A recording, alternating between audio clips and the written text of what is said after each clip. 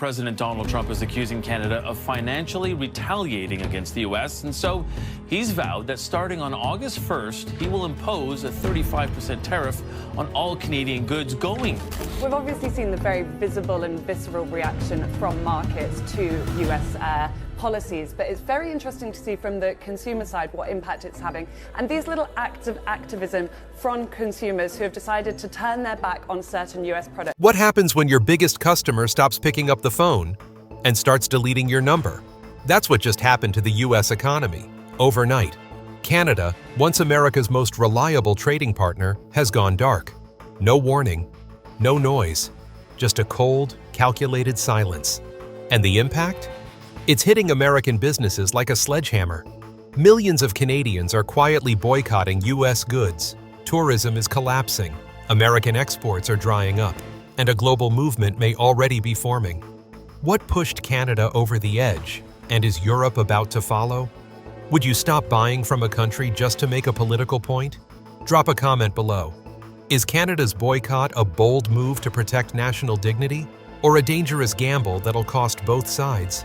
President Trump didn't whisper, he roared.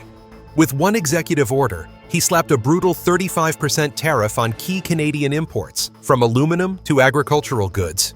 The message? America first. The reaction? Swift, quiet, and deadly. Canada didn't retaliate with matching tariffs. Instead, they hit where it hurts most, consumer sentiment. No hashtags, no speeches, just silence. But behind that silence, billions of dollars began leaking out of the U.S. economy. Industries that once depended on the friendly northern neighbor are now scrambling. Orders frozen, contracts scrapped, business owners blindsided.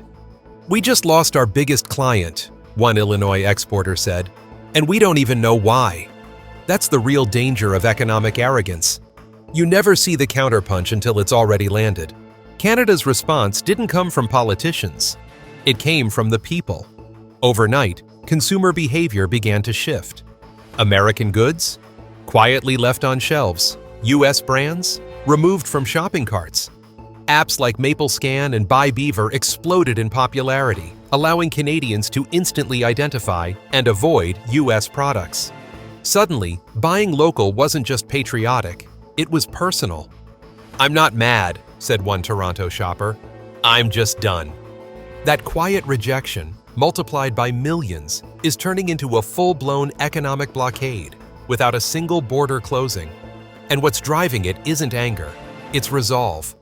Americans are only now realizing they didn't just lose access to a market, they lost the trust of a country. Border towns used to love Canadian license plates. Now they fear them because they've stopped showing up. Canadian tourism to the US has plunged by more than 23% in just 6 weeks. Towns like Plattsburgh, NY, and Bellingham, once bustling with weekend shoppers, are eerily quiet. Hotels are empty. Outlet malls are ghost towns. One gas station owner near the border put it bluntly, "We used to rely on Canadians to fill our tanks. Now we're the ones running on empty." The ripple effect is massive. Restaurants, small retailers, even dentists are reporting sudden drops in income. This isn't just a dip, it's a collapse. Canadians didn't just cancel trips, they canceled trust. Walk into a Canadian grocery store today, and you might not even recognize the shelves. US brands, from Kellogg's to Kraft, are vanishing. Not because of regulations, but because Canadians are rejecting them in real time. Managers are swapping out American products for local or European alternatives. Some chains are even issuing internal memos to prioritize non-US suppliers. The result? A quiet purge of American exports. And it's not just symbolic. US food shipments to Canada have fallen off a cliff. Some categories down 45% in under 2 months. Farmers in Iowa and Wisconsin are reporting canceled orders and product gluts.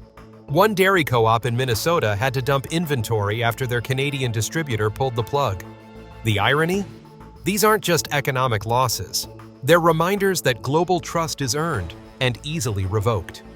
It wasn't just a press conference. It was a warning shot heard around the world. Former Bank of Canada Governor Mark Carney stepped onto the stage with poise and then dropped a hammer.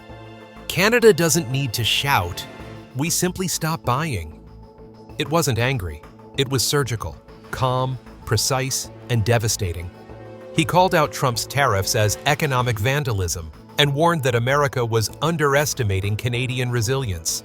And here's what made it stick. Carney didn't threaten retaliation. He confirmed it had already begun. That message sent shivers through American boardrooms. This wasn't a trade dispute anymore. It was a credibility crisis. And Canada just declared they're done playing nice. Behind every export boycott is a factory floor. And those floors are going quiet. Across Michigan, Ohio, and Pennsylvania, plants that once churned out goods for the Canadian market are downsizing. Orders have dried up, shifts are being cut. One auto parts plant in Toledo laid off 140 workers last week, every one of them tied to a contract that used to ship north. And it's not just blue-collar jobs.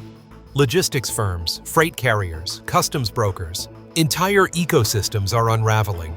We're watching our Canadian pipeline evaporate in real time, said one supply chain analyst. Even Amazon vendors are seeing a drop in Canadian cross-border sales. And the scariest part? There's no tariff relief in sight. Trump doubled down, and Canadian consumers did too, only with far more discipline. What started as a trade policy is quickly becoming a job killer. While America grapples with an internal meltdown, Canada is quietly moving on. And not alone. Trade envoys from Germany, Japan, and South Korea have already met with Canadian officials to discuss what one insider called a post-America pact. A new export alliance is forming, without Washington. Canada just signed a fast-track shipping agreement with the EU, cutting transit times and slashing red tape.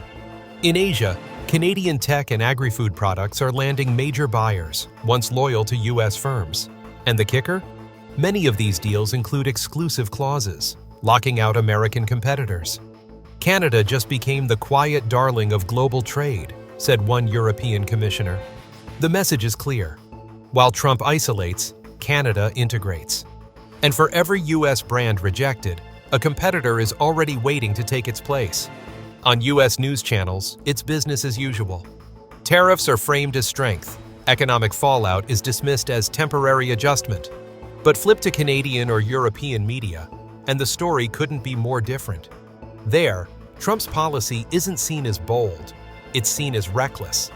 Canadian outlets are showing empty shelves where U.S. brands once stood. European papers are praising Canada's restraint and mocking America's bluster. Social media is fueling the divide. Viral videos show Canadian teens scanning barcodes to avoid U.S. items. This isn't just a trade war, it's an information war. And while Trump pushes patriotism, the rest of the world is tuning out. America's narrative dominance is cracking. And with every false promise of winning, trust erodes further. Brand loyalty is no longer automatic. Canadian consumers, once fond of iconic American names, now see those brands as symbols of economic aggression. Market research reveals a staggering 72% of Canadians say they've switched to Canadian or international brands and don't plan to go back. For companies like Coca-Cola, McDonald's, and Nike, this shift isn't a bump, it's a landslide. In Quebec, Jack Daniel's whiskey sales plummeted 60% after government procurement banned U.S. imports. That's millions lost in a single region. American companies face a harsh truth. Goodwill built over decades can be undone in months. The lesson? Consumer trust is fragile, and tariffs can break it. Winning it back requires more than ads. It demands respect and restraint. The crisis is bleeding beyond Canada. Europe's largest retailers quietly reevaluate their U.S. supply chains. The same Ipsos poll shows 41% of Europeans would avoid American goods due to perceived unfair trade practices. Even U.S. allies in Asia are hedging bets, seeking alternative partners amid uncertainty. Industry insiders warn that if this sentiment spreads, America risks losing not just markets, but its role as the global economic leader. The longer Washington clings to tariffs, the more it alienates friends and frustrates businesses. This isn't just about lost revenue, it's about a fundamental breakdown in trust that may take generations to repair. For U.S. companies, the question isn't if this will hurt, it's how deep the damage will go. The silent boycott and retaliatory tariffs have carved a deep rift between two longtime allies. America's aggressive tariffs ignited a fire that Canada responded to not with noise, but with decisive economic self-reliance and cultural resolve. This isn't a fleeting dispute. It's a fundamental shift in global trade relations. As trust erodes, American brands face an uphill battle to regain lost ground. The consequences ripple far beyond borders, threatening to reshape the international economic order for years to come. The question remains, can Washington change course before the damage becomes irreversible? Or is this the beginning of a new era where the U.S. stands isolated on the sidelines?